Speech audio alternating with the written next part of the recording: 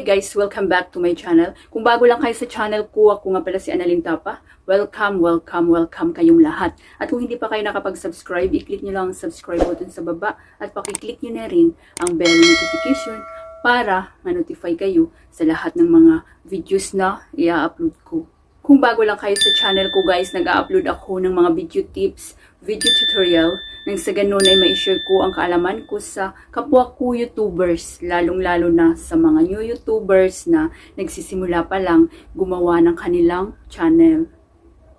May mga videos tutorial ako guys, how to rank your video inserts, how to use TubeBuddy para makatulong sa mabilis na paglago ng iyong mga YouTube channel, how to make YouTube thumbnail using CapCut, how to make YouTube thumbnail using InShot, saan ba kukuha ng mga music na hindi kayo makaka-copyright, at marami pang iba guys na chop na makakatulong sa inyo, lalong-lalo na sa mga new YouTubers at sa mga small YouTubers na nagsisimula pa lang gumawa ng kanilang channel. Ilagay ko guys ang link sa baba sa description or i-check nyo na lang sa playlist ko.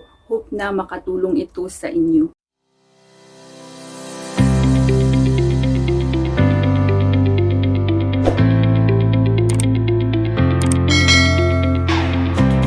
Hey guys, so ang topic natin for today, i-share ko sa inyo kasi ang dami kong na-receive na mga katanungan kung saan ba makikita yung background sa CapCut at yung chroma key sa CapCut. Kasi nag-update din kasi si CapCut guys, kasi so naiba yung kanyang kung saan nakalagay dati yung background at saka chroma key na iba. So i-share ko sa inyo sa video na ito. Sana makatulong ito. So, sa hindi pa nakakaalam ng CapCut, ang CapCut is napakagandang apps. Free lang siya guys. At wala siyang watermark. So, may watermark man siya pero madali siyang tanggalin for free. So, pwede siya sa Android, pwede siya sa iPhone. Ang gamit ko is Android. So, kapag hindi nyo pa na-install ang CapCut, punta lang kayo sa Play Store, then i-install nyo lang sa inyong mga mobile. Then, kapag na-install nyo na ang CapCut, i-open na natin. So, ito yung itsura ng CapCut. So, wait lang natin guys.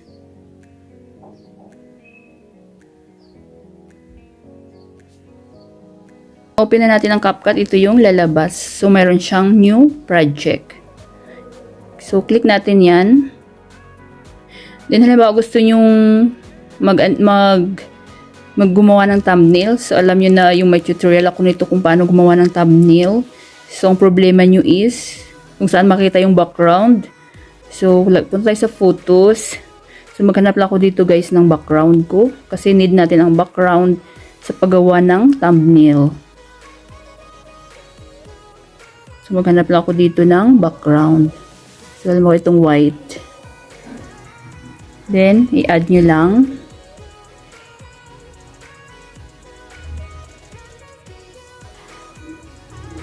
Ayan, din nakikita nyo guys. Then, halimbawa, mag-ano tayo ng photos, di ba? Tanggalan natin ng background yung photos. So, mag-overlay tayo. Nakikita nyo, edit, audio, text, sticker, overlay. So, dito tayo sa overlay. Click nyo overlay. Add overlay. Then, halimbawa, yung picture natin na tanggalan natin ng background na pang thumbnail natin. Halimbawa ito, click nyo yan. Add yung green. So, ayan. So, napapansin nyo guys, meron siyang, ang background ko is yung dirty white. Ayan, wall na dirty white. So, pwede siyang paliitan. Ayan. Saan nyo pwede ipwesto? Dito ba sa gitna, sa gilid, sa baba, sa... So, usually dito ko pinupwesto sa gilid. Ayan. So, panoorin nyo lang yung tutorial ko guys. Paano gumawa ng thumbnail sa CapCut. Then, baba kayo. Ayan. So, dati kasi nakalagay dito is background. So, remove background. So, ngayon nakalagay dito is cut out. So, click nyo yung cut out. Then, makikita nyo remove background. Click nyo yung remove background. Ayan. O, diba? Nawala na yung remove background. Ayan. So, pwede natin siya palakihan. Kung saan babet nyo ilagay yung inyong picture. Ayan. Namumove siya guys. Ayan. Then, saan Tuturo ko sa inyo kung paano tanggalin yung, ayan, ito yung kanyang watermark. So, click nyo lang yung ending. Then, nakikita nyo, delete. Ayan, wala na yung watermark niya. So, doon naman tayo sa chroma key para isahan na lang. Kasi yun ang problema lagi ng mga viewers ko. Kung saan makikita yung chroma key at saka yung background. So, balik tayo dito sa CapCut.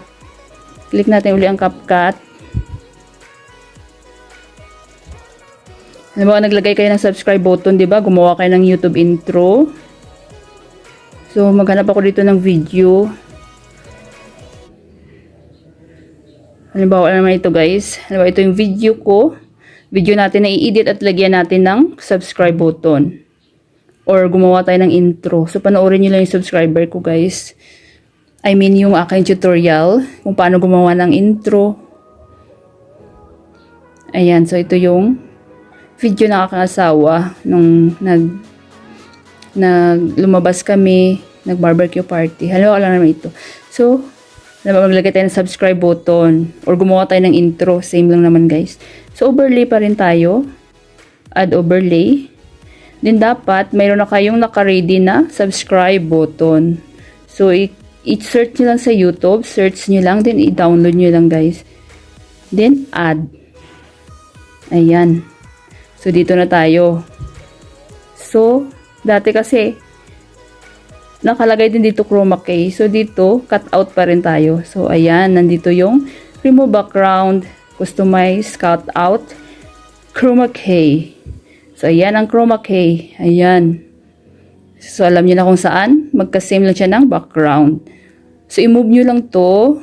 Yung itong parang bilog. Lalabas yung intensity. Click nyo. Full. Shadow.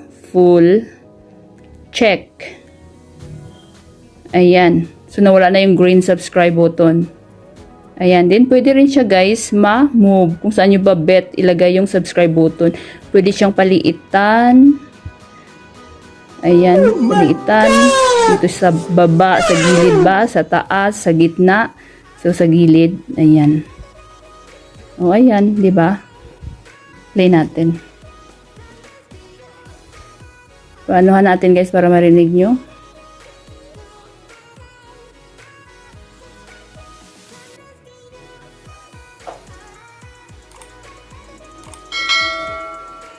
Ayan, diba? So, ayan, meron na tayong subscribe button. Ayan. Ayan. So, tanggalin natin ulit yung watermark ng CapCut.